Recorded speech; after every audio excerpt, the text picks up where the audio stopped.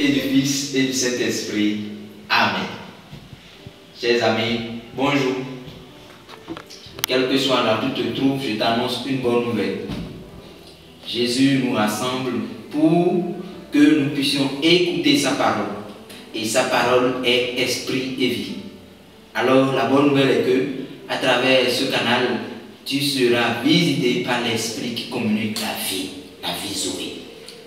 Jésus nous dit dans Jean 10, verset 10, « Moi je suis venu pour que vous ayez la vie et la vie en surabondance. » Mon frère, ma soeur, quel que soit ce que tu traverses, en voulant écouter ce message, je t'annonce que la vie de Dieu va te visiter. Que cette vie t'embrase, que cette vie saisisse tous les départements de ta vie. Aujourd'hui, nous aurons la faveur de partager sur le thème « La foi confiante pour bâtir sa vie sur le roc ». Cela est tiré de l'évangile de Jésus-Christ selon saint Matthieu au chapitre 7, verset 24 à 27. Écoutons. Ainsi, quiconque écoute ce que je viens de dire et le met en pratique sera comme un homme intelligent qui a bâti sa maison sur le roc. La pluie est tombée, les rivières ont débordé, la tempête s'est abattue sur cette maison, mais elle ne s'est pas écroulée, car ses fondations avaient été posées sur le roc. Mais quiconque écoute ce que je viens de dire et ne le met pas en pratique sera comme un homme insensé qui a bâti sa maison sur le sable. La pluie est tombée, les rivières ont débordé, la tempête s'est abattue sur cette maison et elle s'est écroulée. Sa ruine a été complète. Acclamons la parole du Seigneur. Louange à toi, Seigneur Jésus. Oui, chers amis, comme je viens de le dire, le thème c'est la foi confiante pour bâtir sa vie sur le roc. L'évangile que nous venons d'entendre, Jésus dit que celui qui écoute ses enseignements sans les mettre en pratique, il bâtit sa maison sur du sable. Mais celui qui écoute et le met en pratique, il bâtit sa maison sur le roc. Ne pas écouter, c'est de ne pas construire. Pour bâtir sa maison selon Jésus, on a besoin de ces enseignements. Autrement dit, l'on pourra dire que ces enseignements sont des instruments qui renferment en elles-mêmes tous les équipements de construction. Maçonnerie, menuiserie, peinture, carrelage, plomberie, etc. pour bâtir sa maison. Frères et sœurs, une maison, toi et moi, nous le savons bien, une maison renferme plusieurs chambres. Notre vie est la maison. Et chaque aspect de notre vie constitue une chambre, si on peut le dire. La vie affective, la vie familiale, la vie universitaire, conjugale, spirituelle, professionnelle, ma relation avec les autres, ma vie matérielle, financière, bref, ma vie sociale. Écouter les enseignements de Jésus et ne pas les mettre en pratique me permet de bâtir ma vie sur le sable. Et pendant le torrent, pendant la pluie, cette maison va succomber. Et l'évangile nous dit que sa ruine a été totale, sa ruine a été complète. Mais la mise en pratique de ces enseignements nous permet de le bâtir sur le roc. On peut comprendre que la mise en application des enseignements de Jésus fonde notre vie. C'est ça la fondation de notre vie. Ce qui doit fonder ta vie, ce qui doit fonder ma vie, doit être la mise en application des enseignements de Jésus. La résistance de notre vie face aux tempêtes de ce monde dépend de la mise en pratique des enseignements de Jésus. Mais nous devons nous poser la question, est-ce que ma vie affective, est-ce que ma vie universitaire, professionnelle, sociale, la liste est longue, est-ce que chaque aspect de ma vie est-elle bâtie sur le roc? Voilà autant de questions qu'on peut se poser. Mais connaître celui qui nous invite à mettre en pratique ces enseignements est important. Voilà pourquoi, après cette introduction, nous allons parler de Jésus-Christ. Qui est Jésus? Et dans un premier plan, nous allons parler de Jésus-Christ, qui est chemin, vérité et vie. Jésus, dans Jean 14, verset 6, nous dit qu'il est le chemin, la vérité et la vie. Et je voudrais te dire que bâtir sa vie sur le roc, c'est bâtir sa vie sur la vérité. Oui. Et Jésus nous dit dans Jean 8, 44 que Satan, il dit que Satan est menteur et qu'il est le père du mensonge. Donc, bâtir sa vie sur du mensonge, c'est bâtir sa vie sur du sable. Parce que c'est Jésus, le roc. Et il dit dans Jean 8, 31 à 32, si vous restez fidèles à mes paroles, vous êtes vraiment mes disciples.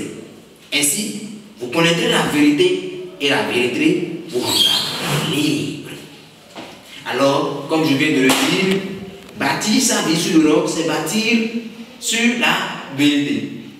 Alors, lorsque nous prenons le contexte où Jésus parlait à ces Juifs qui ont cru à sa parole, dans Jean 8, verset 41 à 44, Jésus, face à l'hostilité meurtrière de ses contradicteurs, Jésus tient ferme dans la vérité de son Père, qu'il a envoyé. Jésus, durant toute sa vie, durant tout son ministère public, Jésus a tenu ferme dans la vérité de son Père qu'il a envoyé. Et toi et moi, aujourd'hui, dans ce monde où nous sommes, accueillir Jésus, Fils de Dieu et vérité du Père, c'est d'éviter les erreurs du monde et de l'esclavage du péché. Lorsque nous accueillons Jésus en tant que vérité dans notre vie, nous pourrons vraiment éviter les erreurs du monde et l'esclavage du péché. Oui. Nous allons prendre ce moment pour demander à l'Esprit Saint de nous donner, de nous faire comprendre que Jésus est l'ami fidèle.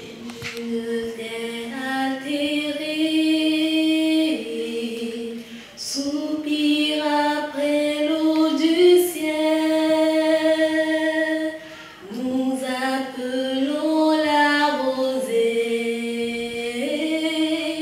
de ta grâce Emmanuel, fraîche rosée,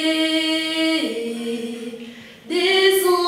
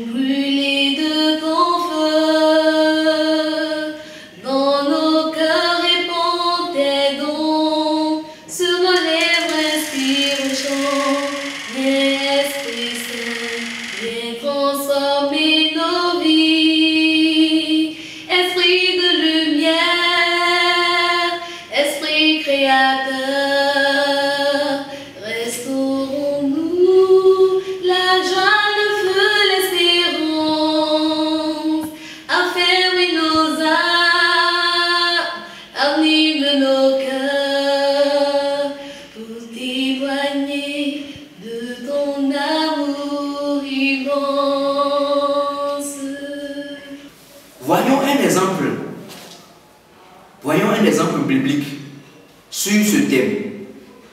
C'est dans Daniel 3, 14 à 20. Il est question des 3 jeunes dans le livre de Daniel. Ils ont une foi très confiante. Ils ont bâti leur vie sur le roc. Ils ont bâti leur vie sur Yahvé, sur les prescriptions de Yahvé. Oui, la confiance de ces 3 amis dans le livre de Daniel. Sidrac, Misach, Abdel-Nego, jetés dans la fournaise du feu ardent, à cause de l'adoration aux dieux, aux divinités du roi de Nabuchodonosor, leur refus les a amené le roi à les mettre dans cette fournaise ardente. Mais la bonne nouvelle est que ces 3 jeunes, ils n'ont pas risqué leur vie, ils n'ont pas voulu, ils ont donné toute leur vie. Et la fin nous dit que Nabuchodonosor s'écria et dit, béni soit Dieu de Sidrac, Misach et Meshach Abdel-Nego, qui a envoyé son ange et délivré ses serviteurs. Ils ont livré leur corps plutôt que de servir et adorer un autre Dieu que leur Dieu. Oui, ils ont préféré livrer leur corps au lieu d'adorer un autre Dieu que Yahvé, le Dieu Jésus-Christ, le Seigneur des Seigneurs. Elle est ferme, la conviction des 3 jeunes, de s'en remettre à Dieu seul. Ils ont eu la fermeté.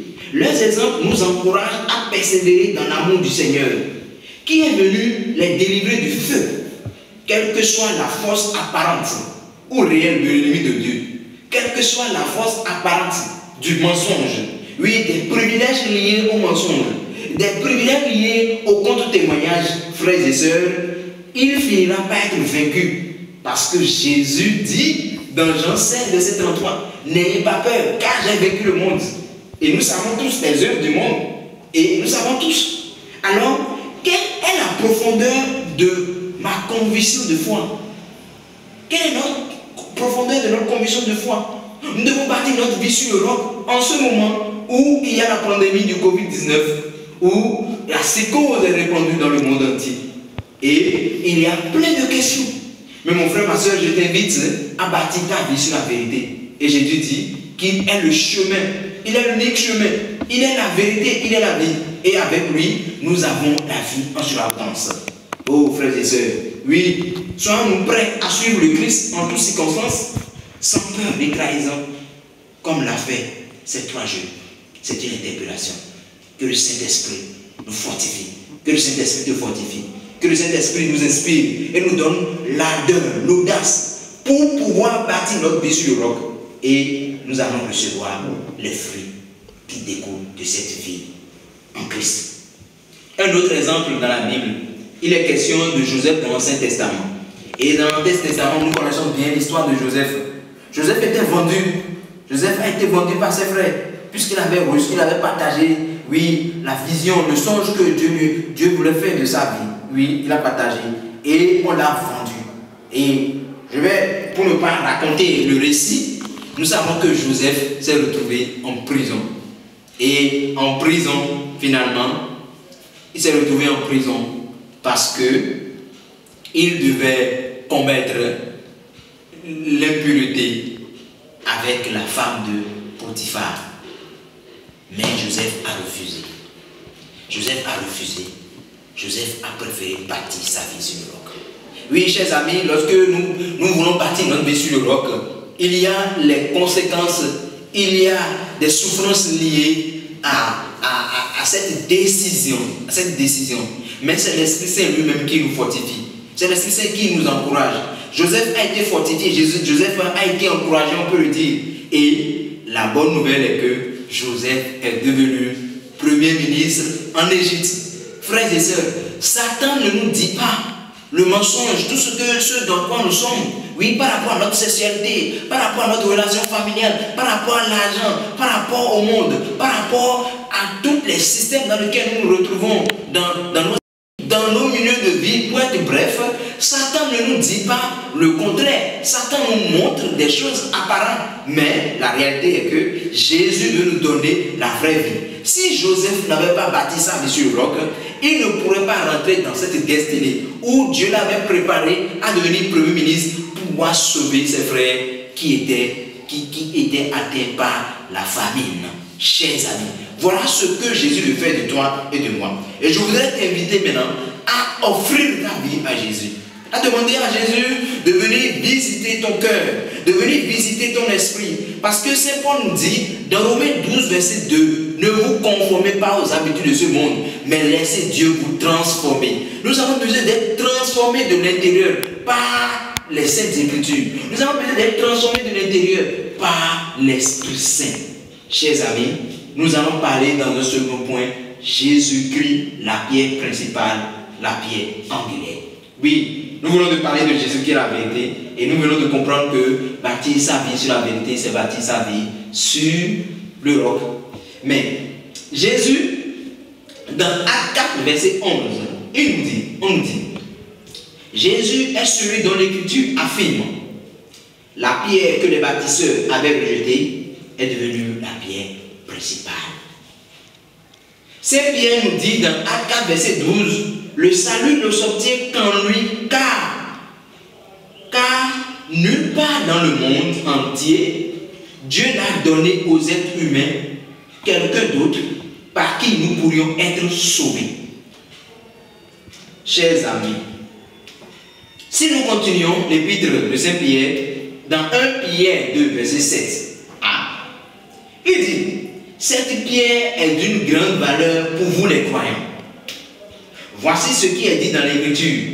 J'ai choisi une précieuse pierre que je vais placer comme la pierre d'angle en Sion. Et celui qui fait confiance ne sera pas déçu. 1 Pierre 2, verset 6. Oui, Jésus est la pierre angulaire.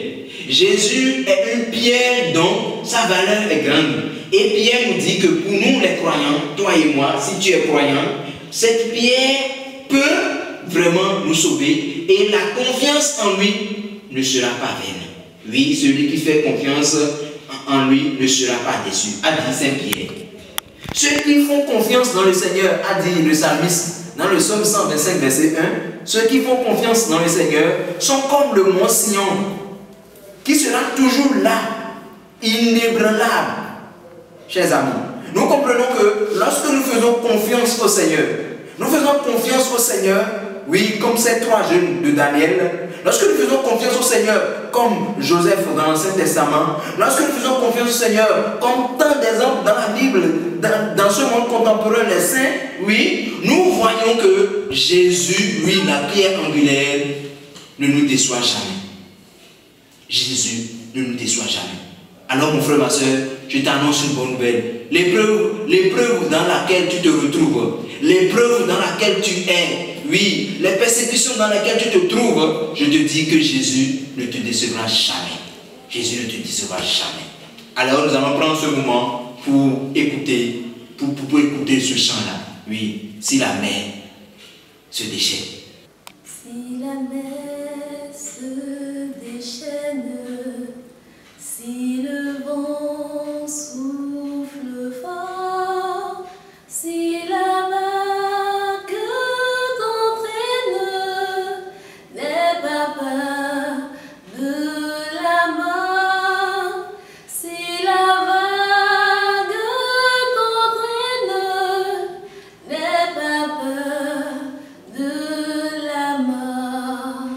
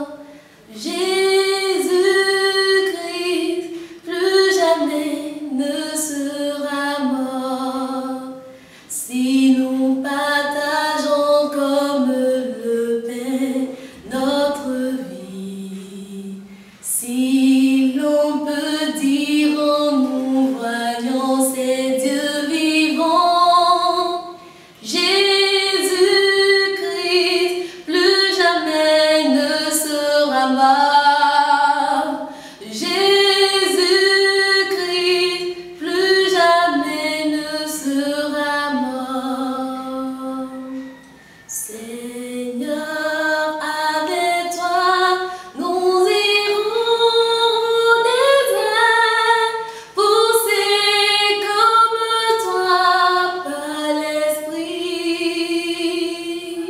Seigneur, avec toi, nous irons au désert, poussés comme toi par l'Esprit. Et nous mangerons la parole de Dieu et nous choisirons notre Dieu et nous fêterons notre Pâques au désert. Nous vivons le désert avec toi. Amen. Alors, chers amis, comme je le disais, Jésus est la pierre angulaire. Et tu peux répéter après moi que Jésus est la pierre angulaire. Et que celui qui fait confiance en lui ne sera pas déçu. Alors, je te dis que si tu fais confiance au Seigneur, tu ne seras pas déçu.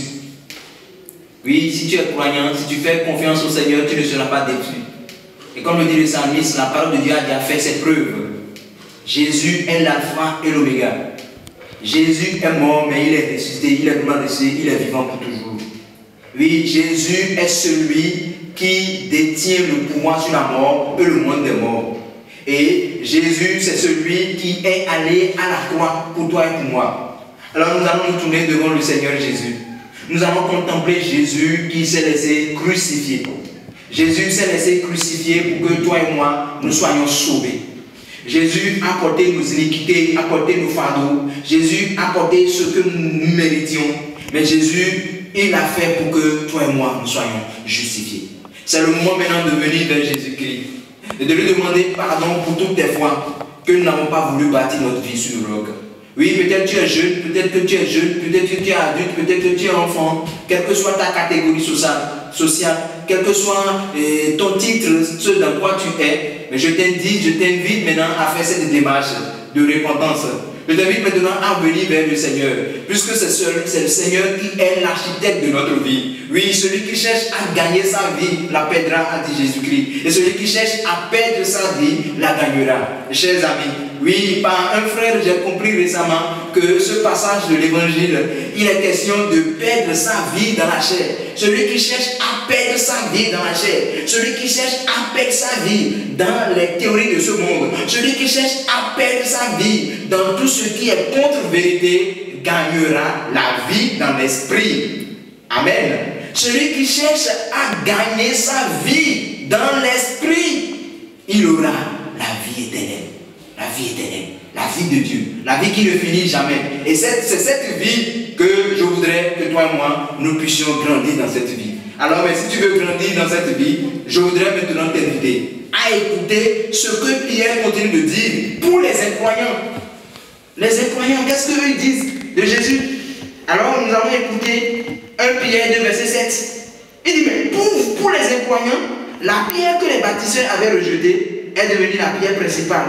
Et d'ailleurs, il est dit encore, oui, dans 1 Pierre 2, 8a plutôt, il est dit encore, c'est une pierre qui fait trébucher, un rocher qui fait tomber. Tu comprends avec moi? C'est que dans le monde, quand on est un croyant, on dit que cette pierre fait trébucher, ce rocher fait tomber. Quand on veut construire une maison, on a besoin de pierres. On a besoin de pierres. Et en voulant placer les pierres, on dit que non, on dit aux maçons, on dit aux bâtisseurs que non, que cette pierre va faire trébucher, cette pierre va faire tomber. Oui, je donne un exemple. Par rapport à une vie de chasteté, on dit non, en ce moment, la chasteté n'est plus à la mode, la chasteté va faire tomber. Ce n'est plus à la mode. La liste est longue. Mais Jésus dit, pas Pierre, mais pour vous les croyants, celui qui fait confiance en cette pierre ne sera pas déçu.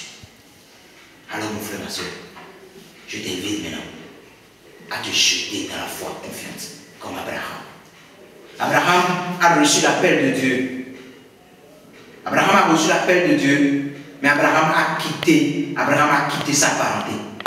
Abraham a quitté tout ce qui pouvait s'opposer à la promesse de Dieu de sa vie. Oh mon frère, ma soeur, je t'invite maintenant à te lever dans la foi, à te lever et à renoncer à tout ce qui t'empêche de bâtir ta vie sur l'autre. Et si peut-être tu n'as pas bâti ta vie sur l'autre, s'il y a des aspects de ta vie universitaire, ta vie sociale, ta vie familiale, ta vie matérielle, ta vie financière, tu connais l'aspect de ta vie qui n'est pas bâti sur l'autre, c'est le moment maintenant de présenter cela à Jésus et de détruire maintenant tout ce qui constitue maintenant des fardeaux, tout ce qui constitue des fardeaux et qui t'empêche de bénéficier de la restauration de Dieu. Jésus, nous sommes là. Jésus, nous sommes là. Jésus, nous sommes là. Nous sommes là pour toi. Amen.